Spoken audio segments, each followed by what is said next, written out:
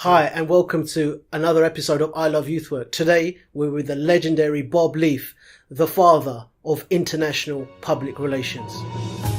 Yo, and welcome to another episode of I Love Youth Work. Hi, welcome to I Love Youth Work. Welcome to another episode of I Love Youth Work. Welcome to another edition of I Love Youth Work. That's the name. I love youth work, and your mama loves youth work.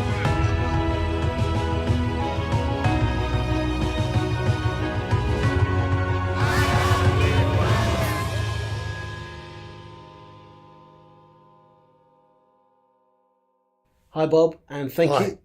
Welcome to I Love Youth Work.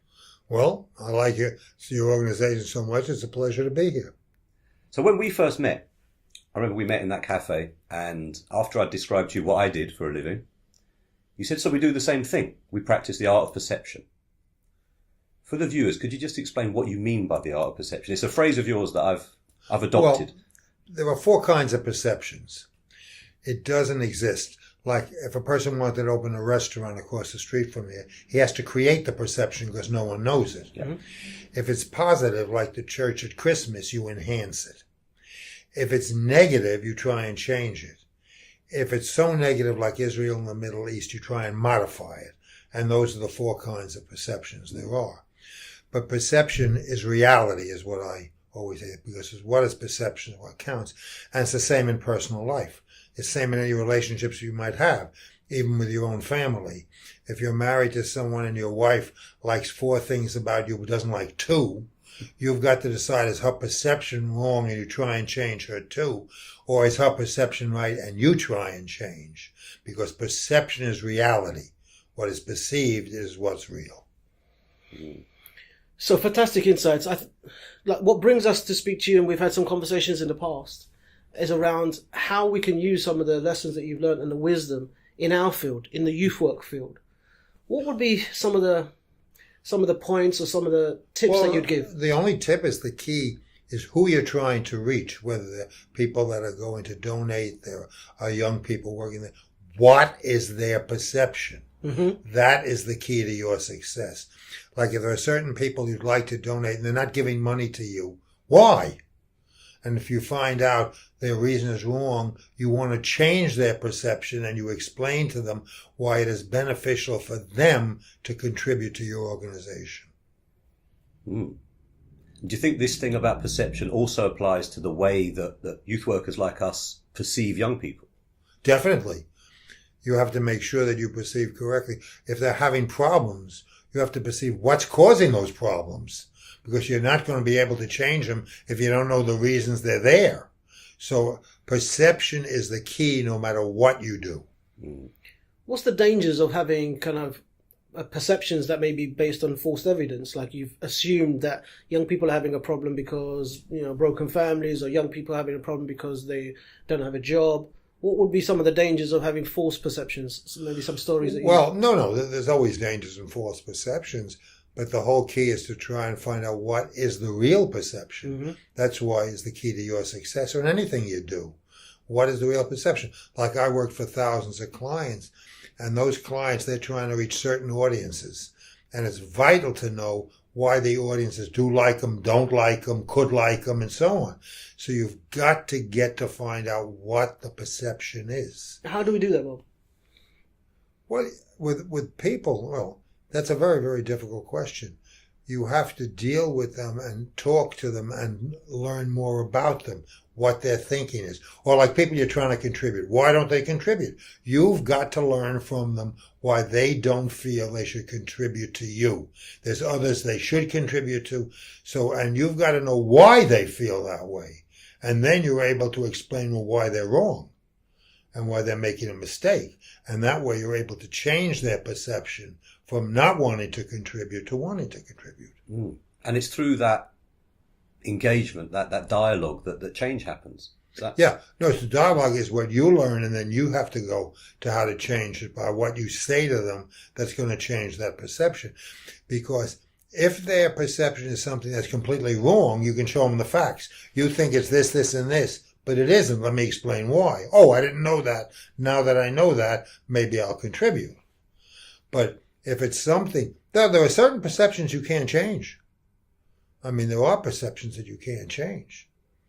But perceptions can be modified, so that they might be completely negative, and they've gone from completely negative to, well, I'm not 100% positive, but I'm nearly positive. And I'll think more about contributing to you, working with you, joining you, or whatever it is. But it's the perception that counts. And perception, I'll give you a strange example. Hitler, when he started, one of his leading followers, many of his leading followers in the early years were Jews, because he wanted to build the perception of Germany to back what it was, because at the end of the Second World War, they had the worst treaty ever, called the Treaty of Versailles, and the British cheated, and the French cheated the Germans out of everything they could possibly have, their lands, their money, and everything. So when all of a sudden Hitler was going to try and bring the Germans back, the perception that he was going to do it, that even at the beginning, until he became anti-Semitic, he had a strong amount of Jewish followers. Wow. Well, we see that being recreated in America now, with saying making America great again, and that means different things to different people. Very much so. I mean, you get someone like Donald Trump, and the perception of him is so different. And every time he opens his mouth, it changes completely, the perception of Donald Trump. But in this country, it was even more with Theresa May, who I call Theresa Maybe. I mean, it was just, she was not aware enough of what people were really thinking, even in her own party. So you must know the perception of whom you are dealing with. As with people, it's your family. Sometimes parents don't even have the perception of their own children. Why is the child behaving so badly? They don't realize why he's doing it. When they do realize why, they're able to change it, so he'll stop behaving that way. Perhaps you could give us a story from your career, an illustration of when you put this into practice. Such as? Maybe somewhere where you struggled with their perception and you were having that engagement to see what needed to change. Well, it's when you're dealing with clients, because they always think that their products are perfect and everybody wants them. Why aren't they being bought? And why are their competitors doing a better job? So you've got to know the perception of what the competition is doing and learn that and react accordingly. Now, one of the greatest examples of perception was in a thing called crisis management.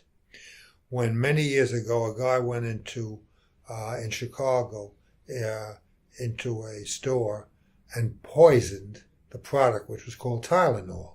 He poisoned it. No one knows why. 9 people died. Now, Johnson & Johnson owned this, and all of a sudden, their biggest product, 9 people died. So what do? Now, the head of the company, a man named James Burke, decided the best thing was to show the people our perception is important of you. And what he did is he said, don't buy anymore. I'm going to withdraw all our products from the United States and Canada. It costs $100 million, which the company didn't want. Their lawyers didn't want it. But he felt that this was the reason that the people's perception of the company was that the perception that the people was more important than profits. And we got him, we had the account, but we didn't come up with this idea, and had him on television and everything. And he came back with a product that had tamper-proof on it, and it went back to the Tylenol, became the #1 in the whole United States again, all because of his perception of what he should do to reach the public. Yeah, that's crisis management. Yeah. And it was the greatest example. It's taught in nearly all the universities now in the United States as the greatest example of crisis management ever done. He just died a few years ago, Burke. So we have in many ways, we have a crisis in youth work in the UK. And a lot of the people watching this, some of them work for organisations, some of them run youth work organisations, and they work with the government. And consistently the government's talked about what's the return on the investment here? And the perception of government ministers to youth work is something that we've, in the last maybe 5 or 6 years especially, had conversations around. And that story kind of reminds me of, if once there's a crisis, people are ready to listen at least. And what could you say what could you offer into that space? Well, you're talking about crises. Sometimes the youth in this country, is a crisis. Mm-hmm. Let's say you can say more young people are creating crime, Mm-hmm. are going into criminal activities. More young people aren't working or aren't doing anything. And the level of competence of the youth is declining. Well, in some cases, I'm not saying all, obviously, but that's a major crisis. And for any country, how the youth grow up to perform in later life is the key to success of that country. And so if there's problems with the youth, there's a major crisis. And if anybody can help in any way lessen that crisis or get the youth to think differently, what they're doing is a major contribution to the good of the country. We have a similar crisis, you said, around crime. There's a similar thing being reported around mental well-being. Young people are suffering more and more diagnoses and more crises in their mental and emotional health. Would the same apply for that? That's a little bit tougher to change because there's certain mental health that can't be changed, like attitude towards crime. You can convince a child not to be a criminal. But if he has a mental problem that he can't control, that's not as easy. But if there's something that can be done, if doctors will say the reason he has this mental problem is because of this, and this reason. Now, if there's anything that can change it so that his mental health will improve, then yes, you can do something. So we adopt the art of perception in that process. We work with people to help them to perceive their place in their life in a new way. And it seems to have that impact. It has an importance. The more that a person sees in himself what is necessary for him to do to improve, to have a greater future, to have a better life, to have better relationships, whether it's his parents or anybody else, is important. So the more he's convinced that it's possible for this to happen, the better off you are. So the question I think I'm trying to ask is, how do we continue the process of rebranding youth work with government ministers so that it gets the investment that it needs? No, the rebrand, you've got to convince them how important it is to the future of the country. The key for them to invest is they feel this is going to help the country. Right. And the difference is how youth will become. Like, there's so much increased crime in London. Mm-hmm. Now, if something was done with youth that they don't get into that much crime and there'd be less crime in London, the best thing that ever happened would have you been working with the youth before they became criminals. So the whole key is that you can do something to improve the future of this country. It's the same as the story you told about the product. You know, the investment that he put into that product, the repackaging of it, although it was a huge investment, paid off in the long run. In the long run, it paid. And they became famous for carrying that our customers are more important than our profits. And with you people, it's that how we can improve youth and make them better for the country is more important than what we do for ourselves. Mm-hmm. So taking a slight shift into some of the international work that you've done, and we've heard stories around, and we know it, people can research this on the internet about going into new countries, taking public relations into new countries. Well, I learned one of the great stories I had when I lived in Brussels. I picked up the paper one day and it said they had stoned Santa Claus. And it was Christmas. And they stoned Santa Claus. And why? Because in Belgium, the Walloons and the Flamands, the French and the Dutch, disliked each other. And Santa Claus was in a Flemish section. He gave the prayer in French and they stoned him. They stoned Santa Claus. I learned right away, and I lived in Brussels for 3 years, that when we sent things out, we always sent it in English. Because if we sent it in French, and because the man's name sounded French and he was Flemish, he would tear it up. And if I sent it in Flemish and it was French, he'd tear it. So we did everything in English because they accepted English as acceptable. So that was really the key. When you learn they stoned Santa Claus, you've learned something. It's an important message about just knowing where you are and who you're working with and what their preferences are. Yeah, like for example, in Hong Kong they have a thing called feng shui, means wind coming through. I was in the and I was the chief executive, but I didn't have I had the biggest office, but I wasn't in charge of profits, so I didn't get the office where the wind was coming perfectly. Because all the staff, and they were very bright, believed that it was important for profits. So while I had the biggest office, mine wasn't as perfect for that. But in fact, when we opened an office there, you had to have a cooked pig that was cooked and put in front of the door, and everyone in the staff had to have a piece of that for the office to be profitable. So you learn. When I was in Hong Kong, we did what the Hong Kong people wanted. You know, when you opened in Thailand, I had to change prayers with Buddhist priests because that's the only effective way. And my greatest accomplishment in my memoirs is what I did in Malaysia. I drove an evil spirit from the ladies' room. And it's a true story. 80% of our staff were women. They came one day and said, we can't any of us work here anymore. Our mothers have said there's an evil spirit in the ladies' room. So 80% of your staff quits. You're not doing well. So I found a holy man. He got behind the door. Not only it's a true story. Not only we drove the evil spirit out, we became the largest PR firm in the history of Malaysia. All because I drove an evil spirit from the ladies' room. So you never know in life what you're going to have to do. You never know what he's going to do. Yeah. Wow. I'm just thinking that when Robin first told me that he had met you, and he told me about you, and then I got a chance and privilege to meet with you, I've consistently since then said that you two guys are very similar because you say similar things. In many ways, the work that we do and the work that you do are very similar things. We started off with that conversation, which was that we join the conversation that's already going on, even if it's uncomfortable, even if it's a bit weird, or even if it's something that we don't understand. Yeah. That we go there, we join that conversation, and then we start to listen, and then we start to put our point of view across as well. And I think it's fascinating how we can learn from each other. What would be really amazing is if you can contribute something around, because some people watching this now are seeing you for the first time. Hi there. So can we have a little bit of a history about kind of like, where did you grow up, Bob? And Well, I grew up in New York City, and I lived in the Bronx. I was born in the Bronx. And then my father started to earn a little more money, and we moved to Manhattan.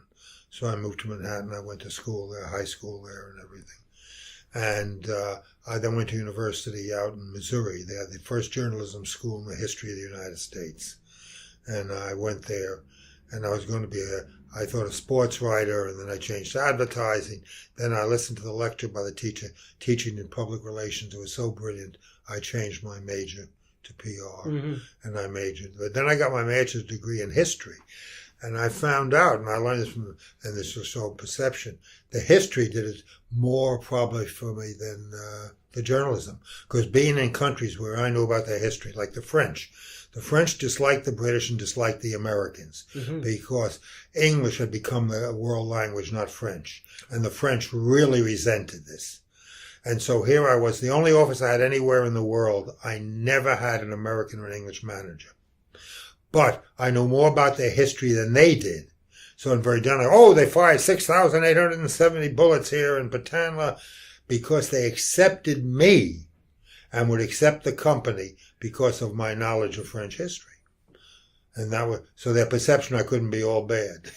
So the importance of research. Yeah, and every country, is and it has taken you across the world. I mean, the clients that you had. Well, I had clients in every part of the world. It was different. Australia. In my memoirs, I said my greatest mistake I ever made in my whole career, I opened 5 offices in Australia. Nobody needed 5 offices in Australia. 2 would have been enough, maybe 3. But the Australian people were sensational, and I loved Australia. And I was the first woman ever to become head of a PR firm in Australia. They never had a woman, and I made the first woman that ever became a head of a public relations firm in the history of Australia. What would be your greatest triumph in PR? Well, I started as the first trainee in this company when I went to work there. And I figured I'd be there 3 years. And there were 6 executives. And we grew it to the largest in the world from the 7 of us. You don't accomplish much more. And then I was named the most outstanding international, not America, the most outstanding international PR man. And I opened the most offices around the world. And no one will ever have my job again because now each PR firm has a head of Europe, a head of Asia, a head of Australia. So that's why I lectured in 16 universities this year. And that's what they're interested in because I can answer why China and Hong Kong were different, why Malaysia was different than Singapore and so on. And no one will ever have that job again. which is an exciting thing to think about. Mm. Do you consider yourself a Brit now, living in London for so many years? No, not at all. Still consider myself American, and some of your people won't like this, but London has gotten worse because of crime. New York is now safer than London. Chicago isn't, and Baltimore isn't, but New York is definitely, even the British police say this, New York is much safer than London. You told us a fantastic story about a taxi driver asking that if he was a tourist. Oh, he said to me one day, "Oh, you a tourist?" And I said, "No, I live here." "Oh, you just moved here?" I said, "No, I've lived here 49 years, and that's why I sound like Winston Churchill." The cab driver said, "You sound like Weinstein Churchill." Yeah, but why? Winston Churchill was born in his mother was born in Brooklyn, so was my mother, but we weren't related. So I was Weinstein Churchill. Well, I think that you encompass a lot about London and the spirit of London. You want to know what the best thing of London has improved? Food. When I moved here, you had the worst food in the world. I moved from Brussels, and the staff said, "Bob, you're going to fly back for lunch and dinner, aren't you? You're certainly not going to eat there." They had the worst food in the whole world. But, and a friend of mine wrote a book on this, all of a sudden, the British began to earn a little more money, and Italian restaurants opened, and the British loved Italian food. So more and more Italian food restaurants opened, and then Indian and others. And now England ranks tied for second with the United States behind Japan, and Paris is fourth. So you now outrank France as far as the quality of restaurants in the country. And that makes them hate us even more. Could be. Because they even have bad restaurants in Paris now, something they never had. Wow. I suppose what's left is about there's going to be some youth workers watching this, and some of them are diligently working away in the cold months throughout the year. What do they primarily do? They support young people. They listen to young people. They have conversations with young people. They're there when no one else is listening. They're there in crisis moments. They're there to celebrate. They support young people when they're having challenges. Well, we've summed it up at the beginning. They've got to understand the perceptions of those young people. Why are they behaving the way they did? And knowing those perceptions, there's the ability to change them. If you don't know what the perceptions are, you don't know what to change. The perception could be problems with their parents. Their parents were so difficult. And, their mother and father hated each other. They got divorced. And their whole feeling about everything in life, parents aren't worthwhile, family isn't worthwhile. And you've got to change it. And you've got to convince them that what they do in their life, it's possible to be even better than they think they can. That they are... One of the perceptions that you must change with them is that they shouldn't underestimate themselves on the ability of their futures and what they can accomplish in that future. And if all of a sudden they say, "Gee, I never thought that maybe I could do this. Gee, and if I did this, maybe I'll be able to be a little more successful at that." And you've got to be able to understand their perceptions and how you're able to modify them. And because the perception now of young people is that they are always involved in social media, they don't listen to anybody else, they're kind of enclosed in this world of social media. They are very much so, because family relationships are not as good as they were when I grew up. Parents were very close to their children, and the children listen to parents. Now it's social media and everything. All the time they're on their iPhones and the internet and so on. And that's not easy. The ability to explain to them that there's things besides social media that's important. You have got to know what really exists in this world, how you can contribute to it, and how you yourself can become a better and more successful human being. This is what's important to know. And I suppose it's about how you use that media. It's just another tool. Right. So it's a tool, and it's important, but it's a tool. There's other tools. It's how they use it, and they become a journalist. Everyone who's on social media is really part of the media. Or are you just consuming what people are giving to you? There's been some lovely messages in this talk. If you were to give a final message for young people or the people that work with young people about this whole process, this art of perception, what do you think it ought to be? No, I've already given it, because the whole key is that perception is reality, and to succeed in anything, You must understand the perceptions of your audiences, whether they're favorable or unfavorable. And knowing those perceptions, are they changeable? And how do you change them? What is the best way to move a person's thinking from here to here? What do you have to explain to him? What do you have to tell him? What do you have to show him that his whole future for himself will be much better? He'll be a happier person. He'll be a more successful person, a more meaningful person, all if he listens to what you are trying to help him learn. Thanks for sparing the time today. Yeah, we really valued it, and I hope you valued it too. Thank you so much for joining us on. Oh, it's a pleasure, because I like your organization so much that it's a pleasure to me to be able to contribute to it. Thank you, Bob.